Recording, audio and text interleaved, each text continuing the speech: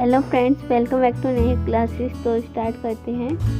आज का 11th class का जो सेकंड चैप्टर हमने स्टार्ट किया था, उसका पार्ट सेकंड है।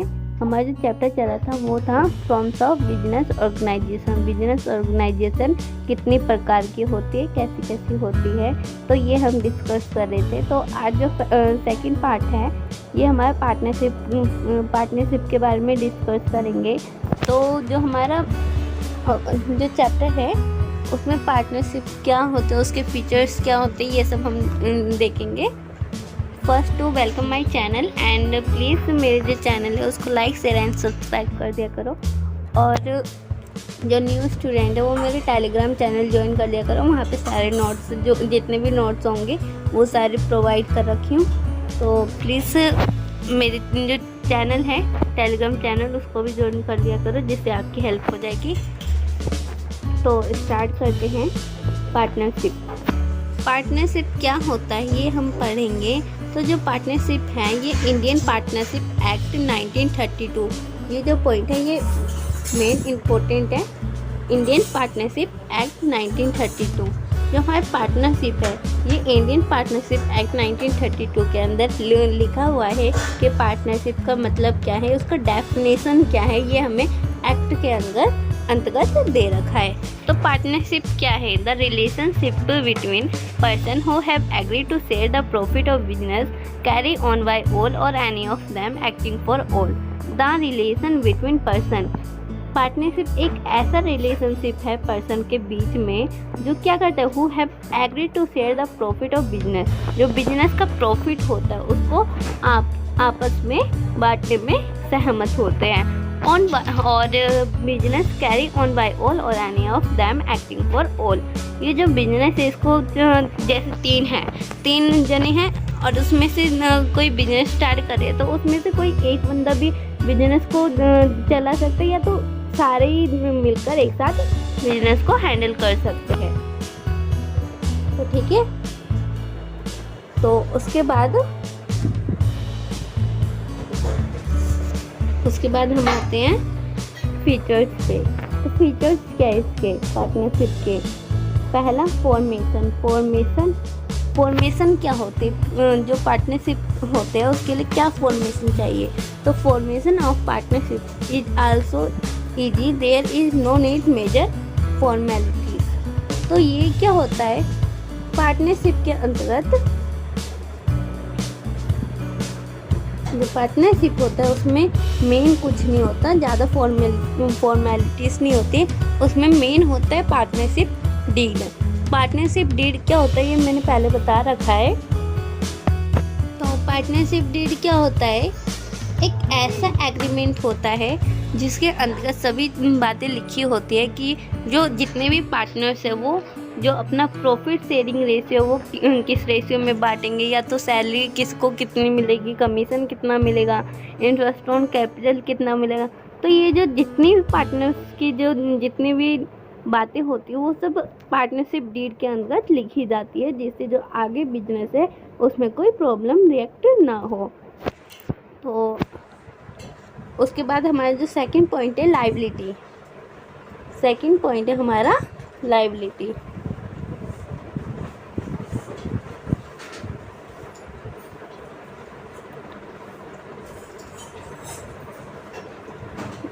ये देखो सेकंड जो पॉइंट है वो है लायबिलिटी। ठीक है, तो लायबिलिटी पार्टनरशिप में सभी जितने भी पर्सन होते हैं उनकी अनलिमिटेड लायबिलिटी होती है ऑफ ईच पार्टनर की अनलिमिटेड लायबिलिटीज़ होती है। अब अगर बिजनेस को अपनी जो डेब्ट्स होते हैं अगर उसकी पेमेंट करनी है तो वो क्या करेंगे? अगर बिजनेस में एसेट्स कम हो गए या नहीं पे कर पाए, सब खत्म हो गया, तो उनके जो पर्सनल एसेट्स होते हैं उनको भी बेच कर उन्हें पे करना होता है। तो जो पार्टनरशिप होती है उसकी लायबिलिटी जो होती है वो अनलिमिटेड होती है। उसके बाद हमारा है third point, risk bearing. The risk of share by all partner of the firm. तो जो देखो प्रॉफिट जब सब एक साथ शेयर कर रहे हैं तो लॉस जो रिस्क होता है, रिस्क भी सभी पार्टनर्स की होती है, पूरे फर्म की होती है।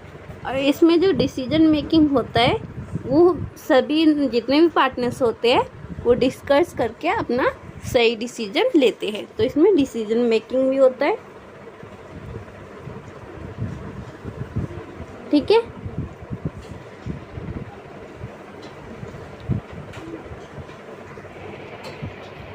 उसके बाद है continuity, lack of continuity. Lack of continuity का मतलब क्या है कि जो पार्टनरशिप है, जो हम बिजनेस करते हैं पार्टनरशिप के अंतर्गत, जो हमारा बिजनेस है वो कब तक चल सकता है। Lack of continuity. तो लैक ऑफ कंटिन्यूटी में क्या है, अब मान लो कि हमारे पास, मान लो यहाँ पे मैं एक बार समझाती हूँ। मान लो यहाँ पे एक पर्सन है, ठीक है, और यहाँ पे एक पर्सन है, और ये एक पर्सन है। तो ये हो गया ए, ये हो गया बी, ये हो गया सी। ये तीनों जो है बिजनेस स्टार्ट करते हैं। तो ये क्या हुए, तीनों पार्टनर मिलकर एक बिजनेस को कैरी करते हैं, और ये सारे एक पार्टनरशिप करते हैं, और फिर पार्टनरशिप डीड बनाते हैं। उसके बाद क्या होता है कि मान लो किसी के कारण अगर सी की डेथ हो गई, या तो जो बी है वो चला गया, या एक को कोई इंटरेस्ट नहीं है तो वो काम नहीं करना चाहता, तो किसी एक पार्टनर्स के कारण जो है बिजनेस जो कंटिन्यूटी होता है वो ख़त्म हो सकती है, या कोई रिटायर हो सकता है, या डेथ हो सकती है, ठीक है। तो ये या तो कोई जो पर्सन है जो मतलब माइंड में काम नहीं करता है ना, तो अगर उसको वो प्रॉब्लम हो जाती है, तो इस कारण क्या होता है, जो पार्टनर्स होते हैं वो, जो पार्टनरशिप होता है वो आगे कंटिन्यूटी नहीं हो सकता। उसके बाद नंबर्स ऑफ पार्टनर, तो इसमें मिनिमम 2 और मैक्सिमम 50 पार्टनर्स होते हैं। एक बात तो याद रखना, कभी भी कोई कंफ्यूज मत होना। तो देखो हमारा जो था पहले क्या था हमारा, वेट,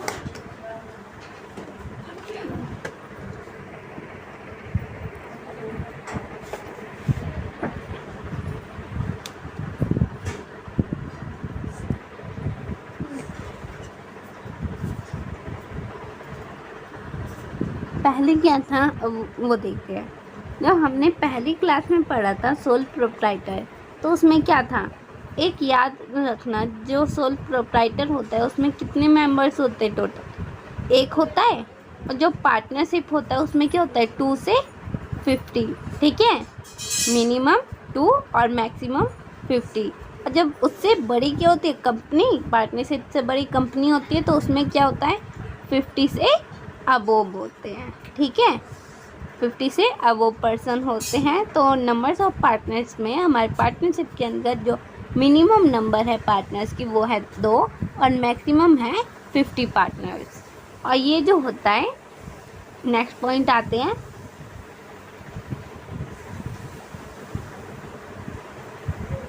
नेक्स्ट पॉइंट है mutual agency. Each partner is the agent and principle of one another. जितने भी पार्टनर्स होते हैं वो एक दूसरे के एजेंट्स होते हैं, और एक दूसरे के ही प्रिंसिपल भी होते हैं। तो ये एक म्यूचुअल एजेंसी है। तो नेक्स्ट स्लाइड देखते हैं। अब इसके मेरिट्स क्या है, मोर फंड्स, अब पार्टनर्स ज़्यादा हैं तो मोर फंड्स इकट्ठा होंगे, और easy to formation and closure. हमें जो फॉर्मेशन किसी ज़्यादा ज़रूरत नहीं है कि हमें ये करना है वो करना है, हम एक पार्टनरशिप डीड बनाते हैं, उससे हम उसके आगे हम स्टार्ट कर देते हैं, और जो इसका क्लोजर होता है वो भी इजी होता है। बैलेंस डिसीजन मेकिंग, अब मान लो कि यहाँ पर एक पर्सन है, ठीक है, और यहाँ पे दूसरा पर्सन है बी, और यहाँ पे तीसरा पर्सन है सी, ठीक है, ए बी सी। अब तीनों एक टॉपिक पे डिस्कस करते हैं। अगर एक बंदा होता है हमारा जो सोल प्रोप्राइटर होता है, वो होता तो वो अकेले अपना डिसीजन लेता, उसको फटाफट डिसीजन लेना होता कि क्या करना है क्या नहीं। अब जो पार्टनरशिप है उसमें क्या होगा, जितने भी पार्टनर्स हैं, अब एक प्रोजेक्ट है, अगर हमें उसको डिस्कस करना है, डिसीजन लेना है, तो हम क्या करेंगे, हम तीनों पार्टनर्स जितने भी हैं वो मिलकर उसके बारे में विचार करेंगे, उसके बारे में डिस्कस करेंगे और जो करेक्ट डिसीजन होगा वो लिया जाएगा। तो ये डिसीजन मेकिंग होता है। ठीक है, तो आगे देखते हैं। उसके बाद है शेयरिंग ऑफ रिस्क। अब देखो, पार्टनरशिप में जब जितने भी बिजनेस के प्रॉफिट होते हैं उसको शेयर करते हैं, तो हमारा जो रिस्क होता है वो भी शेयर होता है। तो risk is share by all the partners of the business. जितने भी बिजनेस में पार्टनर्स होते हैं वो अपने शेयर करते हैं रिस्क को। अब इसके डेमेरिट्स क्या है, डिमेरिट्स क्या है, सॉरी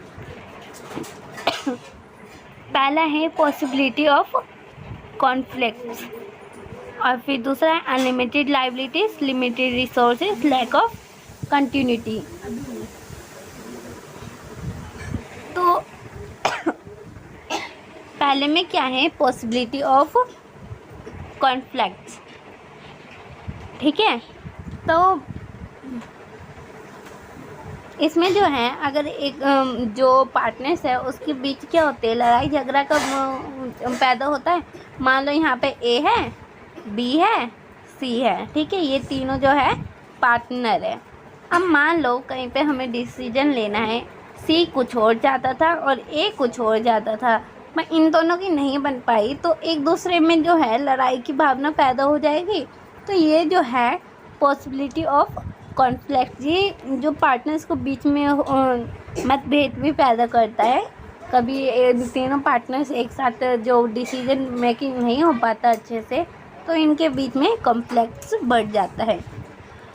और उसके बाद है हमारी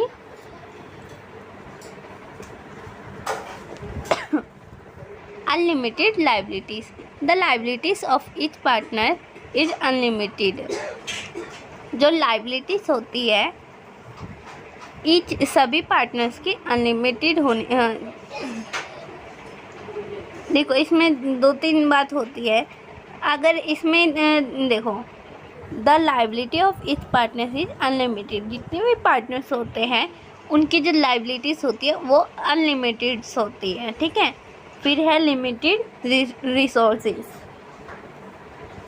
लिमिटेड रिसोर्सेज, तो limited resources are limited as compare of the big companies. अब यहाँ पे देखो, एक हमारी पार्टनरशिप है, ठीक है, एक हमारी पार्टनरशिप है,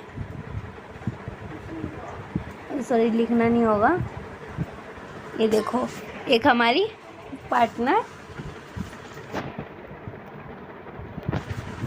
एक पार्टनरशिप है और दूसरी है हमारी कंपनी। ठीक है,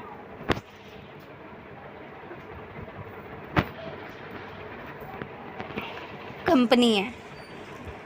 तो देखो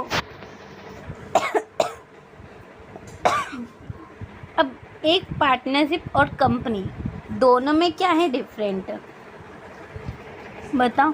जो हमारे पार्टनरशिप है उसमें पार्टनरशिप जो है उसमें क्या होगा, उसमें मिनिमम मेंबर जो होते हैं 2 से 50 होते हैं, और कंपनी में कितने होते हैं 50 से अब वो होने चाहिए, ये भी तो कंपनी होगी। तो जो कंपनी हमारा बिग है और पार्टनरशिप जो होता है वो कंपनी से अगर हम कंपेयर करें तो छोटी होती है। तो जब कंपनी पार्टनरशिप से जो पार्टनरशिप है वो कंपनी से छोटी है, तो यहाँ पे पार्टनरशिप की रिसोर्सेज भी तो कम होगी। तो lack of limited of resources, जो रिसोर्सेज है वो लिमिटेड है। ठीक है,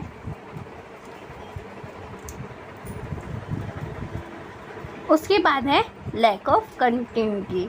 अब ये मैंने पहले भी डिस्कस किया था। अगर एक पर्सन है, ठीक है, अगर वो नहीं चाहता कि हम आगे पार्टनरशिप में आगे चलाए या बिजनेस को आगे स्टार्ट करें, तो वो आगे स्टार्ट नहीं हो सकता जब तक तीनों पार्टनर्स एग्री नहीं होते, ठीक है। तो लैक ऑफ कंटिन्यूटी।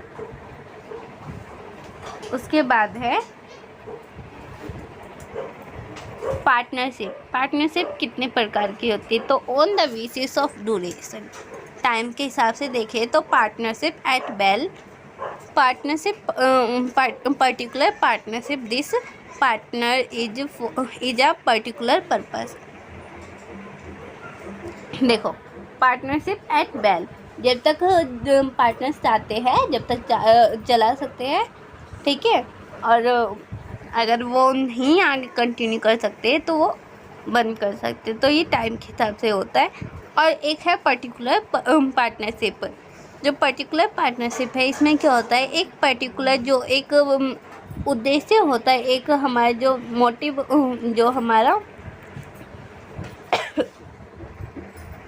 जो हमारा पर्पस होता है एक, उसको पूरा करने के लिए हम पार्टनरशिप को स्टार्ट करते हैं। अगर हमारे जो पर्पस होता है वो कंप्लीट हो जाता है तो हम जो हमारा पार्टनरशिप है उसको बंद कर सकते हैं। और एक होता है on the basis of liabilities. तो जर्नल पार्टनरशिप और limited liabilities partnership. Journal partnership में क्या होता है, जितने भी पार्टनर्स होते हैं उसके लिमिटेड लायबिलिटीज़ होती है, ठीक है। सॉरी, लिमिटेड नहीं, अनलिमिटेड लायबिलिटीज़ होती है। सबकी ही जितने भी पर्सन होंगे उन सब की लायबिलिटीज़ जो होती है वो अनलिमिटेड होती है। अनलिमिटेड लायबिलिटीज़ पार्टनरशिप में क्या होता है, इसमें जो जितने भी पर्सन होते हैं उसमें से एक किसी व्यक्ति का अनलिमिटेड लायबिलिटीज़ होना चाहिए और सभी व्यक्ति की लिमिटेड लायबिलिटीज़ होना चाहिए। आगे देखते हैं हम स्लाइड 3 में। तो देखो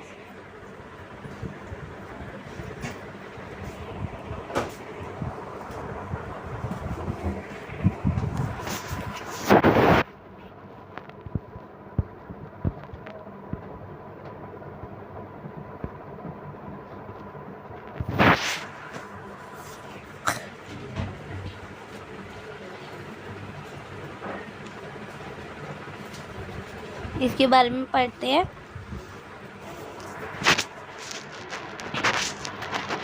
तो देखो इसमें क्या है, जो हमारे पार्टनरशिप होते हैं वो कितने टाइप के हैं। तो हमारे जो पार्टनरशिप है वो एक्टिव, स्लीपिंग और सीक्रेट, नॉरिनल, सॉरी दिख नहीं रहा, थोड़ी नॉर्मिनल है, ठीक है। और फिर है पार्टनर्स बाय एस्टोपल, फिर पार्टनर्स बाय होल्डिंग आउट। तो ये जो है ये बहुत इजी लैंग्वेज में है। जो कैपिटल कंट्रीब्यूट करता है वो कैसे कैपिटल कंट्रीब्यूट करते हैं, और जो मैनेजमेंट होते हैं वो कैसे होता है, प्रॉफिट और लॉस कैसे शेयर करते हैं, और उनकी जो लायबिलिटीज़ होती है वो कैसी है, ये सारे बहुत इजी लैंग्वेज में दे रखा है, तो आप पढ़ लेना, ठीक है। तो ये हमारे जो सेकंड पार्ट है वो कंप्लीट होता है। और जो भी डाउट है वो मेरे जो टेलीग्राम चैनल है उस पर डिस्कस ग्रुप भी बना रखा है, तो मेरे डिस्कस ग्रुप में भी ज्वाइन होकर डिस्कस कर सकते हो। अगर कोई डाउट है तो वो पूछ सकते हो। तो thanks watch my video and subscribe my channel. Thank you watch my video.